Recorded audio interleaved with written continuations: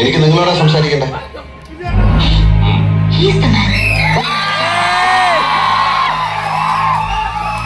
ക്ഷമിക്കണം.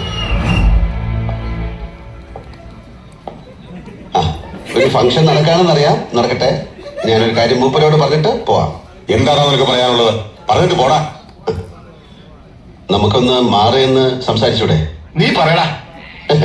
മാമന് ചേർന്ന അനന്തരവൻ. അതെ, നിങ്ങളുടെ ബാങ്ക് അറ്റാച്ച് ചെയ്ത എന്റെ തറവാട് എനിക്ക് തിരിച്ചു വേണം. ബാങ്കിന് വേണ്ടത് പണമല്ലേ? അത് ലേലത്ത് വയ്ക്കണം. നഷ്ടപ്പെട്ട ഉടമസ്ഥനെ തിരിച്ചെടുക്കാൻ അതൊരു അവസരമല്ലേ? അതല്ലേ അതിന്റെ ഒരു ന്യായം? ആ കാര്യങ്ങളൊക്കെ അങ്ങ് ബാങ്കിൽ വന്ന് പറ. ബാങ്കേ, റിസർവ് ബാങ്ക് ഗവർണറുടെ റെസിഡൻസി വന്നിട്ട് കുറച്ച് 1000 രൂപ കടം തരുമെന്ന് ചോദിക്കണ പോലല്ലേ? എടോ രാജേന്ദ്ര, ആ തുക്കണാച്ചി ബാങ്കിന്റെ ആഫീസിൽ കാർത്തികേയൻ വന്ന് പരാതി ബോധിപ്പിക്കൊന്നുമില്ല.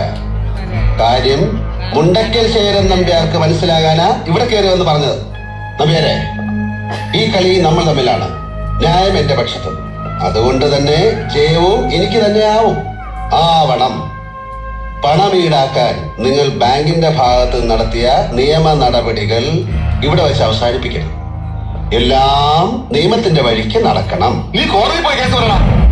കോടതി സവാരി ഗിരിഗിരി തോർത്തുകൊണ്ട് നിവർത്തി തോട്ടിലെ വെള്ളത്തിൽ മാമനും മോനുകളെ പരമീനുകളെ പിടിച്ച് കളിച്ചിട്ടുണ്ട്. ആ ഈരിനെ തോർത്ത് വിരിച്ചാൽ ശ്രാവനെ കിട്ടുമെന്ന് വിചാരിച്ച് വെറുതെ നനയണ്ട. ഇത് മിസ്റ്റർ. Yes mister SP.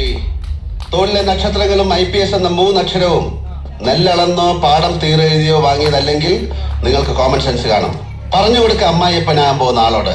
ഇല്ലെങ്കിൽ ഇന്ന് ഉറപ്പിച്ച കല്യാണം പിന്നെയും നീളും 1 കൊല്ലം. പെണ്ണിന്റെ അച്ഛന്റെ ആണ്ടുബലി കഴിയേ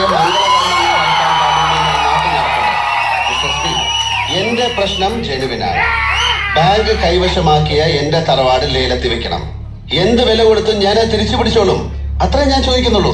അല്ലാതെ മുണ്ടക്കൽ ശേഖരന്റെ പുരയിടത്തിന്റെ പിന്നാമ്പറത്ത് ഒരു 5 സെന്റ് എണ്ണമാകാമെന്നല്ലേ. ഇത് പറഞ്ഞിട്ട് പോകുന്ന എന്റെ പേര് മറക്കാതിരുന്നാ മതി. കാർത്തികേയൻ.